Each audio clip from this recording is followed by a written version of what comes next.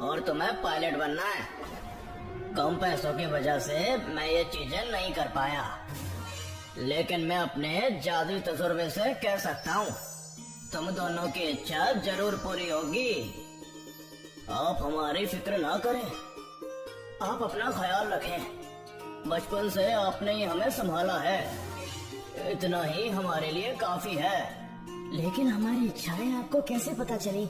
इस बारे में तो हमने आपसे कोई भी बात नहीं की। ओह, तो तुम्हारा अब्बू ही ना। वक्त आने पर तुम्हारे ख्वाब जरूर पूरे होंगे। जाओ जाओ, मुझे आराम करने दो।